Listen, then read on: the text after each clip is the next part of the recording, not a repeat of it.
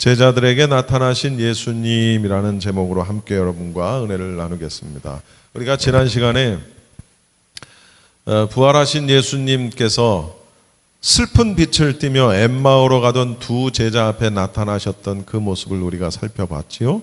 그들에게 두 사람에게 성경을 풀어주시고 그 다음 또 식사하러 들어가시고, 그때까지도 제자들은 그가 바로 주님이었는지를 눈치를 채지 못했어요. 식사하시면서 이제 식사하시기 전 축사하실 때 이제 제자들이 비로소 예수님을 알아본 그런 일이 있었습니다. 제자들이 예수님을 알아본 그 순간 갑자기 예수님은 연기처럼, 마치 영화 속에 나오는 장면처럼 그 앞에서 스르르 사라지고 없게 되신 거예요. 그리고 어디에 나타나셨냐? 예루살렘에 머물고 있었던 11명의 제자들 앞에 예수님이 나타나셨어요. 공간 이동을 하셨다라는 그런 얘기입니다.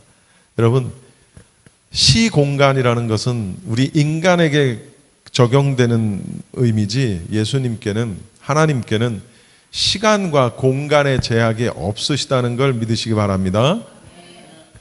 시간이 없다. 그러니까 어떤 이 지구만 예수님이, 하나님이 창조하신 게 아니라 시간이라는 개념도 하나님께서 창조하신 개념입니다. 그러니까 시간이 창조되기 전에, 공간이 창조되기 전에는 시간도 공간도 없었다는 얘기예요. 근데 이게 우리는 이해가 잘 안 되잖아요. 지금 흘러가는 게 시간인데 이게 없었다? 그럼 도대체 뭐가 있었다는 거지? 우리 인간의 어떤 개념으로는 알 수가 없어요. 그것은 마치 엎어놓은 바가지 속에 들어가 있는 개미가 이 바가지의 크기가 얼마나 큰지, 이 바가지가 어떤 모양인지 도대체 알 수 없는 것처럼, 다시 말하면 우리가, 인간이 이 우주가 얼마나 큰지, 또 이 우주의 전체 사이즈가 얼마나 되며 그리고 모양은 어떤지 우리가 알 수 있습니까? 절대로 알 수 없죠. 시간과 공간은 하나님께만, 우리에게만 적용이 되는 것이지 하나님께는 전혀 문제가 되지 않는다. 자, 이렇게 공간 이동을 통해서 예루살렘 성에 있던 11명의 제자들에게 나타나신 예수님께서 거기 있었던 제자들과 이제 함께한 그런 일화를 오늘 본문에서 소개를 하고 있는 것입니다.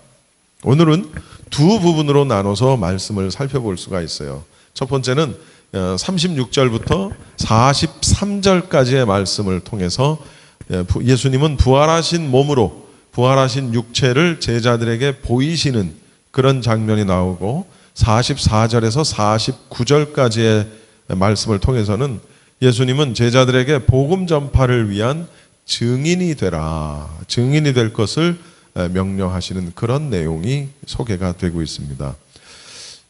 부활하신 육체를 가지고 예수님이 나타나셨을 때 제자들은 정말 갑자기 나타나신 예수님에 대해서 너무나도 놀라고 무서워했어요. 왜일까요? 제자들은 그분이 예수님인 것을 알아봤어요. 엠마오로 가던 두 제자는 못 알아봤지만 11명의 제자들은 그가 예수님이라는 사실을 알아봤어요. 그런데 예수님이 이렇게 내 눈앞에 나타나면 안 되잖아요. 왜? 그분은 돌아가신 분이기 때문에. 그러니까 자기들 앞에 나타난 예수님의 모습을 제자들은 무엇으로 생각했을까? 귀신으로 생각을 했겠지. 유령, 우리식으로 얘기하면 죽은 사람이 나타났으니까 얼마나 혼비백산하고, 여기서 성경에 놀라고 무서워했다. 남자들도 무서운 거예요, 귀신은. 이를 간파하신 예수님께서 이제 그 제자들에게 어떻게 하시냐면 예수님의 손과 발을 보여주십니다. 예수님의 손과 발은 어떤 모양이에요? 어떻게 돼 있을까요? 못자국이 있겠죠, 당연히. 뚫려버린 못자국, 환히 보일 수 있는 보이는 그런 못자국이 있는 그런 손과 발을 보여주시면서, 귀신들에게는 손과 발이 없지만, 살과 뼈가 없지만 나에게는 있다.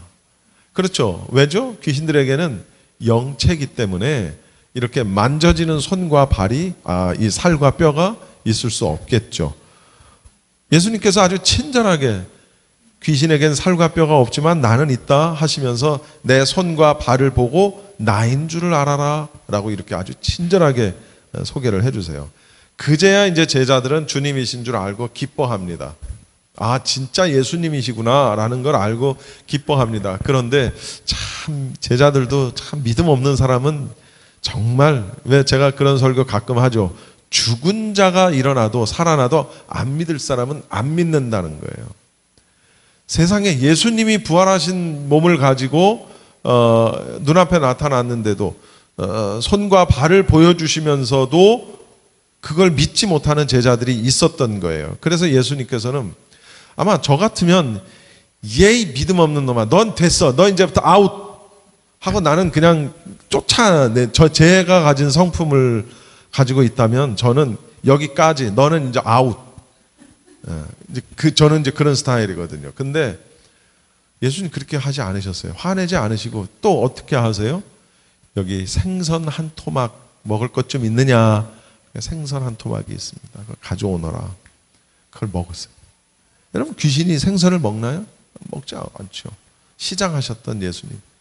그걸 드시면서 이제 나머지 믿음 없는 자들에게 믿음의 확신을 더하게 주시는 거예요. 참 예수님 성품이 친절하시죠. 저는 참 이렇게 개인적으로 참 부러운 성품이 온유한 성품. 정말 부러워요. 온유한. 자, 여기까지가 이제 첫 번째 파트고, 이제 두 번째는 44절에서 49절인데, 예수님께서는 여기 이 44절에서 49절에서는 특히 말씀의 성취, 다시 말하면 말씀이 이루어지신 것을 강조하고 있는 그런 부분을 보게 되죠. 근데 이 누가복음의 저자는 누가입니다. 이 누가는 이렇게 말씀의 성취를 강조하는 것이 누가의 주요 주제입니다. 이 누가라는 저자, 이 기자가 가지고 있는 이 스타일인 거죠. 따라서 예수님의 죽음과 부활도 모두 성경대로 이루어진 것을 말씀하고 있고, 누가는 그걸 아주 친절하게 잘 기록을 하고 있는 걸 보게 됩니다. 여러분, 44절을 한번 읽어봅시다. 시작. 또 이르시되 내가 너희와 함께 있을 때에 너희에게 말한 바 곧 모세의 율법과 선지자의 글과 시편에 나를 가리켜 기록된 모든 것이 이루어져야 하리라 한 말이 이것이라 하시고. 누가 하신 말씀이세요? 예수님께서 하신 겁니다. 이제 모든 제자들이 예수님이 부활하셨다는 것을 이제 믿게 되고 알게 된 다음에 이제 드디어 예수님께서 말씀하시는 거예요. 왜? 아직도 믿음이 없는, 예수님인지를 믿지 못하고 있는 사람들 앞에서 그 다음 진도는 아무 의미가 없는 거예요. 그렇지 않겠습니까?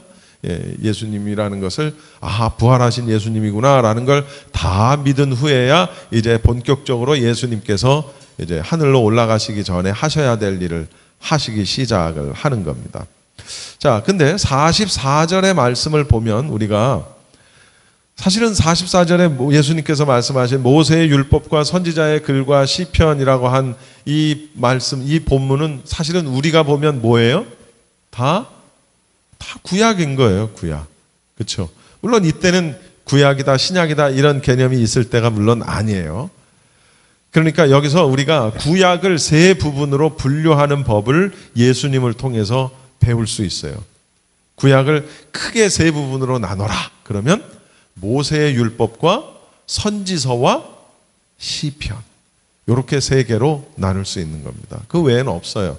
예수님이 친히 말씀하신 거니까.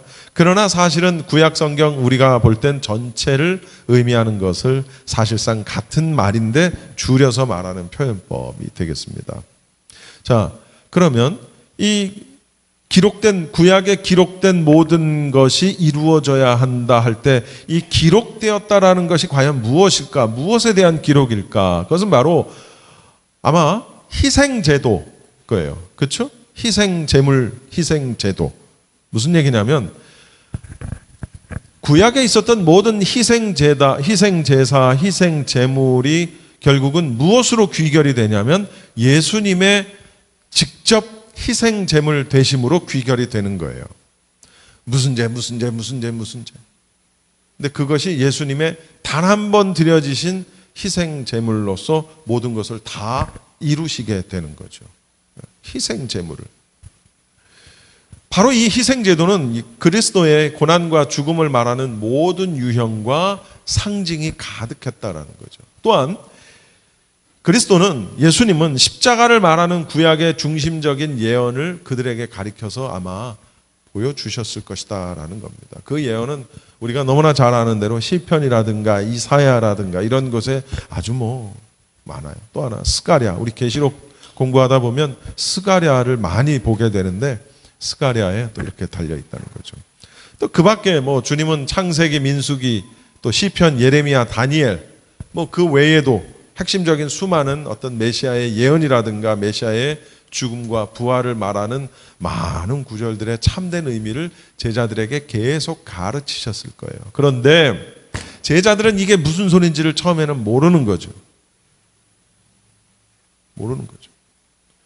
성전을 40년 가까운 세월에 걸쳐서 지어진 성전을 헐라, 내가 사흘 만에 다시 일으키리라. 이게 무슨 의미인지를 모르는 거예요.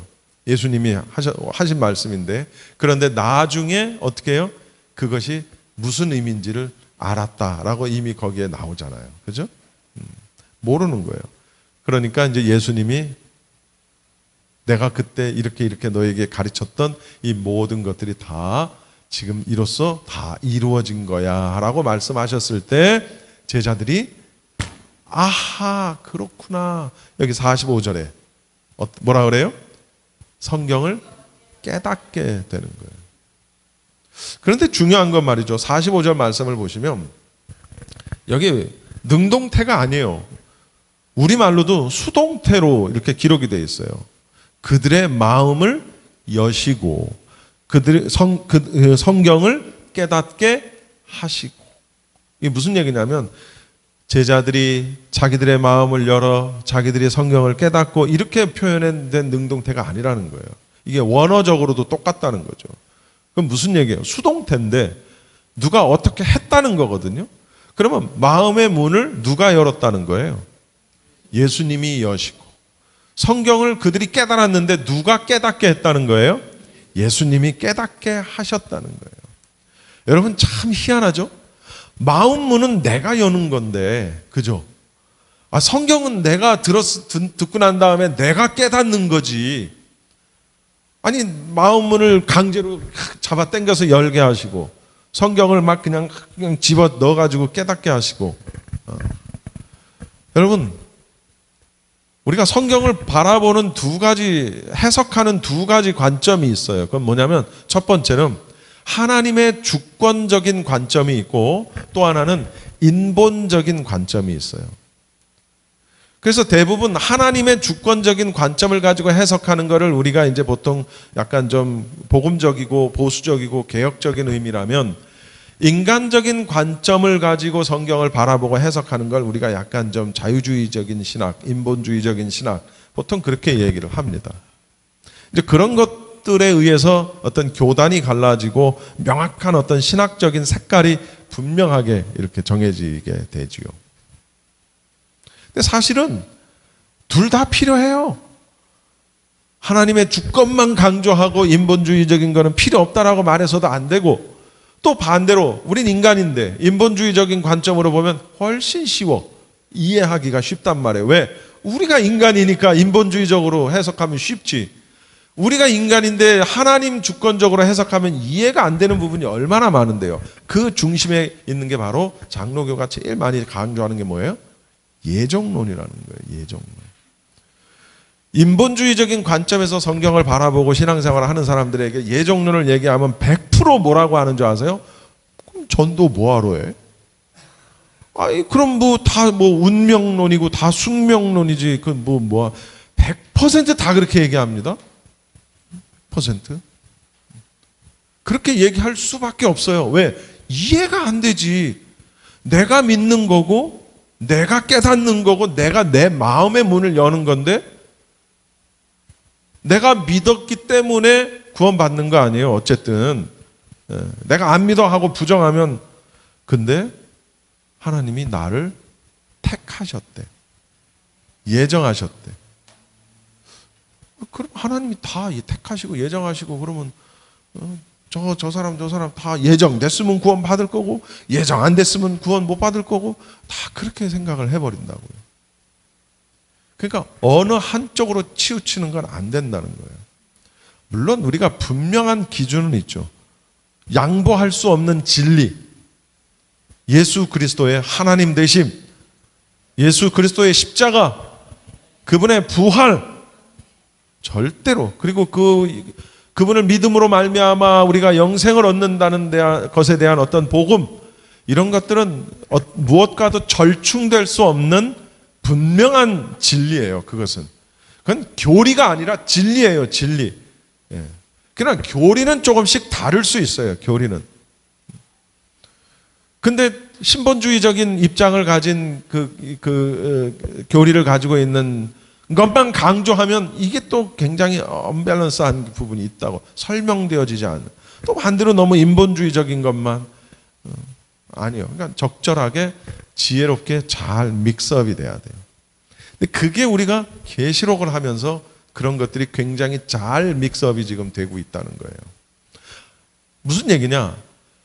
우리가 옷을 빨아야 되고, 그렇죠? 계시록을 공부해 보신 분들은 아시지만 내가 흰옷 입을 수 있도록 해야 되고, 내가 내 옷을 빨아야 되고, 내가 준비되어야 되고, 그렇죠? 준비를 누가 시켜주나? 내가 하는 거지. 내가 준비하고 내가 다 하는 건데, 그런데 마지막에 나에게 주어진 왕관을 보좌 앞에 내려놓는, 오늘 찬양했잖아요. 주발 앞에 나의 왕관을 놓으리. 왜? 내 건데. 근데 내가 내 공로로 왕관을 썼는데 주님 앞에 가면 이게 내 게 아니구나. 이게 내가 쓴 게 아니구나. 그래서 이걸 벗어서 주님 앞에, 하나님 앞에 놓을 수밖에 없다라는 거예요. 여러분, 이게 우리로서는 굉장히 이해하기 힘든 개념이지만 내가 했지만 내가 한 게 아닌 거예요. 여러분, 돌아보면 주님의 은혜요, 주님이 다 하셨어요. 그런데 내가 했어요. 이런 걸 잘 여러분이 이해하셔야 돼요. 잘 깨달으셔야 돼요. 주님이 마음의 문을 여셨고 성경을 깨닫게 해주셨어요. 내 깨닫는 건 내가 깨달았는데. 그리고 예수님께서는 제자들에게 그리스도의 고난과 죽으심, 그리고 그분의 부활하심, 그리고 회개운동의 전파 등등등에 대한 너희가 바로 증인이다라고 말씀하세요. 46절, 47절. 제가 46절 읽을게요. 또 이르시되 이같이 그리스도가 고난을 받고 제3일에 죽은 자 가운데서 살아날 것과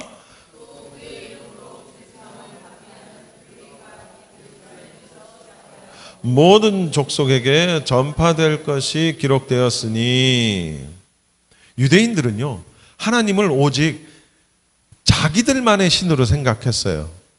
물론 이해해요. 그리고 또 자신들만 구원받을 것으로 생각했어요. 이해해요. 그러나 구원의 복음은 그렇지 않았어요. 어땠어요? 모든 족속에게 전파되고 만방이 하나님께 돌아옵니다. 물론 택함 받은 백성들이 돌아오죠. 그것이 구약에 예언된 거예요. 구약 어디에 예언이 됐냐면, 여러분, 미가서가 어디 있는지 알라나? 미가서. 어떤 목사님이 몸이 아픈 분 신방을 가가지고 욥기를 읽어서 설교를 했더니 끝나고 나서 그러더라는 거죠. 목사님, 그 욥기라는 책은 어디서 사요? 미가서가 어디 있는지 아세요? 미가서를 한번 펴봅시다. 구약 미가 4장 1절에서 2절. 구원의 복음이 모든 족속에게 전파되고 만방이 하나님께로 돌아온다라는 것은 미가서에 이미 있어요. 그런데 나는 이 이스라엘 백성들이 왜 이 말씀을 안 읽는지 모르겠어요. 자기들만 구원 얻고 자기들만, 아니요. 벌써 미가 선지자를 통해서 한참 전에 말씀해 주셨는데, 읽어봅시다. 시작. 끝날에 이르러는 여호와의 전에 산이 산들의 꼭대기에 굳게 서며 작은 산들 위에 뛰어나고 민족들이 그리로 몰려갈 것이라. 곧 많은 이방 사람들이 가며 이르기를 오라 우리가 여호와의 산에 올라가서 야곱의 하나님의 전에 이르자. 같이 읽으세요. 그가 그의 도를 가지고 우리에게 가르치실 것이니라. 우리가 그의 길로 행하리라 하리니 이는 율법이 시온에서부터 나올 것이요 여호와의 말씀이 예루살렘에서부터 나올 것이니라. 모든 민족들이 그리로 몰려간다. 많은 이방 사람들이 가며 이미 예언이 됐어요. 다시 말하면 처음부터 주님과 함께 했고 주님에게 가르침을 받았고 또 예수님의 부활의 모습까지도 보고 믿게 된 제자들은 그리스도의 고난과 부활 그리고 그것이 가져다주는 죄로부터의 해방, 영생 이런 걸 전파해야 할 책임이 있다는 거죠. 그런데 오늘 말씀의 핵심 포인트가 뭐냐면 자 그렇게 해서 이제 너희들이 이렇게 됐으니까 그걸 전해 증인이 돼. 그런데 포인트가 뭐냐면 바로 가서 전하는 게 아니에요. 오늘 말씀의 끝에 보면 뭐라고 돼 있냐면 기다리라고 돼 있어요. 예루살렘 성에 가서 기다리래요. 뭘 기다려야 될까? 뭘? 따라합시다. 성령. 49절에 보시면 볼지어다 내가 내 아버지께서 약속하신 것을 너희에게 보내리니 너희는 위로부터 능력으로 입혀질 때까지 이 성에 머물라 하시니라. 자, 증인이 될 건데 내 아버지께서 약속하신 것을 너희에게 보낼 때까지 다시 말하면 위로부터 능력으로 너희들이 힘입을 때까지 여기 있으라는 거예요. 딴 데 가지 말고. 그럼 위로부터 오는 능력이 입혀진다는 건 뭐라고요? 성령. 성령을 주시겠다라고 약속하신 그 약속은 또 이미 구약에서부터 있었다는 거예요. 언제? 우리 상윤이 이름 조엘, 요엘서에 있어요. 요엘 2장 28절 말씀을 보시면 여러분이 찬양 가운데 굉장히 많이 부르는 찬양이에요. 같이 한번 읽어봅시다. 시작. 그 후에 내가 내 영을 만민에게 부어주리니 너희 자녀들이 장래일을 말할 것이며 너희 늙은이는 꿈을 꾸며 너희 젊은이는 이상을 볼 것이며. 이거 어디서 많이 듣던 말씀이죠. 여러분 이게 다 뭐죠? 어떤 역사예요? 예언, 꿈, 이상 누가 하는 일입니까? 성령님이 하시는 일이에요. 사람이 하는 일이 아니라고요. 이걸 부어주시겠다라고 약속하신 그 성령이란 말이죠. 물론 세례 요한도 언급했고 예수님도 직접 말씀하셨어요. 예수님께서 마지막 올라가시기 전에 이 언약을 다짐하고 계시는 거예요. 다른 복음서에서 마무리는 대지상 명령, 즉 다시 말하면 세상 끝까지 복음을 전파하라 라는 대지상 명령으로 마무리를 하는데 누가복음에서는 그것으로 마무리하지 않고 기다려라 라는 말씀으로 마무리를 하세요. 사도행전도 누가가 기록을 했거든요. 그러니까 누가가 기록한 누가복음이 전편이라면 누가가 기록한 사도행전은 후편과 같은 말씀이에요. 그러니까 이제 그 이후의 말씀은 어디 나오냐면 사도행전에 나와요. 그래서 기다리고 능력을 입으면 어떤 일이 일어날 것이다 라는 것이 이제 사도행전에 가면 우리가 알게 되는 겁니다. 자, 여러분, 결론입니다. 우리가 복음의 증인이 되기 위해서는 성령의 능력을 우리가 힘입지 않고는 가능하지 않다는 거예요. 여러분 예수 그리스도 믿으십니까? 성령께서 함께 하시기 때문에 그런 응답을 받을 수 있어요. 그런 말씀을 고백을 할 수 있어요. 여러분이 지금 이 시간에 여기 교회에 나와서 이렇게 예배하고 있는 것도 사실은 내가 내 의지로 나왔지만 내 의지로 지금 나온 거예요. 나는 안 나오고 싶은데 내 발이 저절로 가서 여기 온 사람 있어요? 이 손이 가네, 이 발이 가네, 없다고 내 의지로 왔다고요. 내 의지로. 근데 그걸 누가 이렇게 올 수 있도록 그 의지를 발동시켰어요? 성령님께서 하셨다고요. 그런데 이 정도까지는 되는데 복음을 전파하고 증인이 되는 일은 이 정도의 성령의 어떤 충만함으로는 안 된다는 거예요. 여러분, 전도를 해보신 분 아시겠지만 쉽지 않아요. 쉽지 않아요. 여러분, 내 가족도 전도하는 게 쉽지 않아요. 그쵸, 권사님? 쉽지 않아요. 여러분, 물론 홍 권사님이 무슨 성령의 능력이 부족해서 그렇다는 얘기가 아니고, 전도가 쉽지가 않아요. 내 가족도 쉽지가 않아요. 그러니 성령의 역사하심이, 성령의 일하심이 없이 복음의 전파자가 되고 증인이 된다는 게 쉽겠냐고요. 여러분, 잘 생각해 보세요. 예수님의 제자들은 예수님과 함께 다니면서 이것저것 다 봤어요. 예수님의 기적도 보고 예수님의 말씀도 듣고 배우고 깨닫기도 하고 실제 부활하신 예수님을 눈앞에서 보고 만져보기도 했어요. 이 정도면은 증인할 수 있어요, 없어요? 당연히 할 수 있죠. 그런데 이제부터 즉시 나가서 증인이 되라 안 하셨다고. 예수님이 증인이 돼야 되는데, 그렇게 증인이 되기 위해서는 잠깐 기다려. 뭐가 올 때까지? 성령님이 너희들에게 능력을 주실 때까지, 그 능력을 힘입을 때까지 기다려. 이게 예수님의 방법이었어요. 그러니까 여러분, 공부 많이 해서 성경을 많이 안다고? 아니요. 교회를 오래 다녀서 신앙의 연조가 아주 길다고? 아니요. 예수님과 함께 했던 제자들도 복음의 증인이 되기 위해서는 성령님을 힘입지 않고는 못했다는 거예요. 하물며 우리랴. 그렇지 않겠습니까? 이 믿음 없는 우리랴. 여러분 가족을 전도하고 여러분의 주변에 있는 지인분들을 전도하고 말씀으로 인도하고, 지금 우리가 믿고 있는 것이 우리에게 영생을 가져다 주는 정말 너무나도 귀한 복음이라는 게 사실 깨달아졌고 그것이 믿어졌다면, 그것이 그리고 그대로 우리의 어떤 이후의 삶 속에 적용이 되어진다면, 만약에 내 친구가, 내 형제가, 내 부모가, 내 자식이, 나와 관계에 있는 사람이, 나와 아주 친한 사람이 예수님을 아직 믿지 않고 있다면 여러분 가만히 있을 수가 없죠. 그렇죠? 근데 또 그런 생각은 하긴 해. 근데 또 이게 잘 안 돼. 입도 잘 안 떨어지고 말을 해도 말에 힘도 없고. 제자들은 예수님과 함께 했기 때문에 그걸 가지고 복음 전파를 하고 증인이 되고 나중에 순교자가 됐던 게 아니라, 성령님을 이후에 마가의 다락방에서 기도하다가 아주 엄청난 성령의 역사를 경험하잖아요.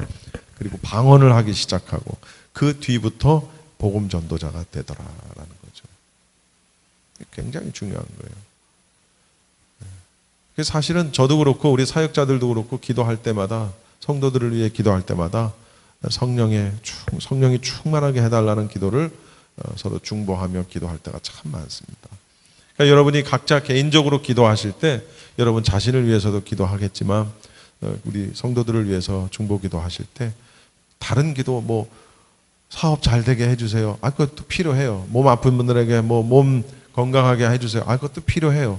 제일 중요한 건 뭐냐면, 이 성도가 성령이 충만하게 해주세요 라는 기도를 여러분이 하시는 게 더 중요하다는 거예요. 그 어떤 것도,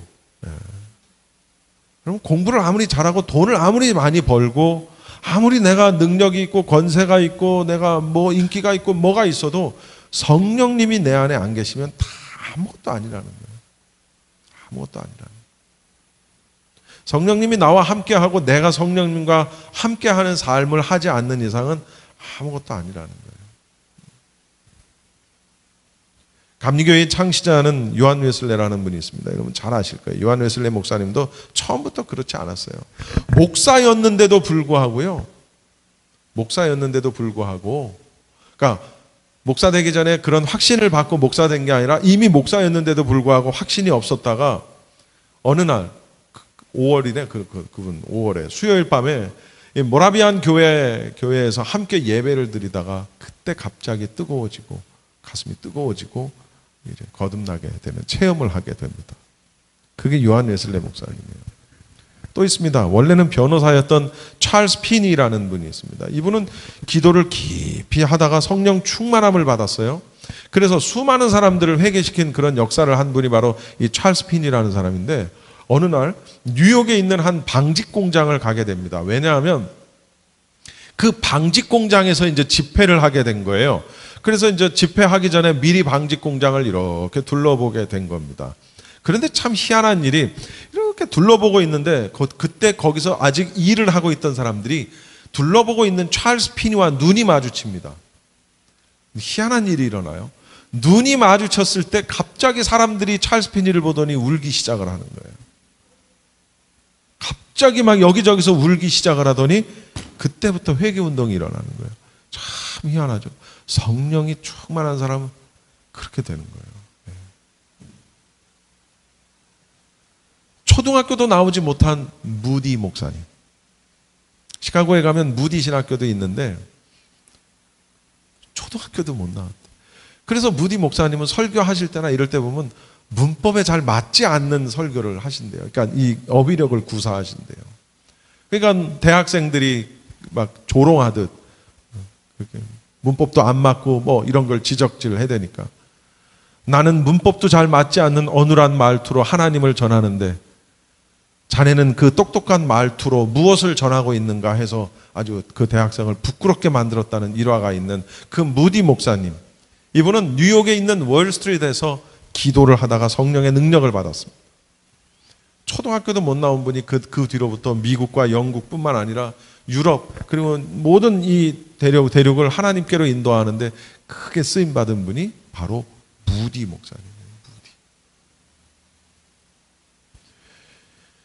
여러분, 생명으로 가는 길을 찾은 사람은 다른 사람에게 그 길을 가르쳐 주어야 합니다.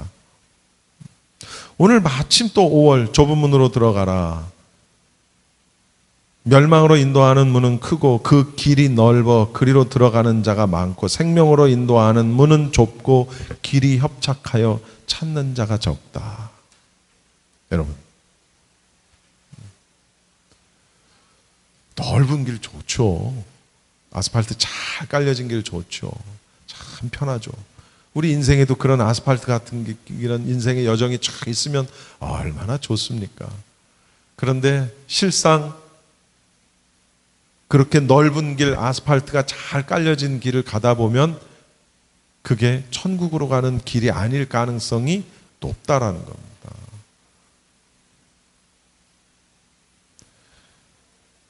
다른 사람은 죽음과 멸망의 길로 가고 있다? 그러면 그걸 바로 잡을 수 있고 바로 인도해 줄 수 있는 마음이 우리 가운데 있어야 돼요. 그리고 그걸 실천에 옮기려면 그게 바로 성령님의 강한 역사하심, 일하심이 우리 가운데 있어야 되는 거예요. 에이, 나만 가면 됐지 뭐. 그러면 안 된다는 거죠. 바라건대 이제 정말 우리 프레이즈 교회 또 새로운 장소로 또 인도를 이사를 가고, 또 그곳에서 새롭게 예배하고 새로운 마음을 가지고 예배하고 모든 것이 새롭게 시작되는 마음을 가지고 시작이 될 텐데, 주변에 있는 분들을 위해서 기도하시고 전도하시고, 뭐 수를 채우라 뭐 그런 거에 의미가 있는 것이 아니라 내 평생에 그래도 한 명이라도 두 명이라도 하나님 앞에 인도하는 그런 뭐 좀 있어야 되지 않을까 싶은 그런 생각이 듭니다. 물론 저도 해당이 되는 얘기고요. 마지막 날에 우리에게 부어주시겠다 약속하신 그 성령의 능력을 힘입어서 우리 스스로가 주님 앞에 잘 준비되어지고 또 다른 사람을 주님 앞에 잘 인도할 수 있는 우리 모두가 다 되기를 바랍니다. 기도하겠습니다.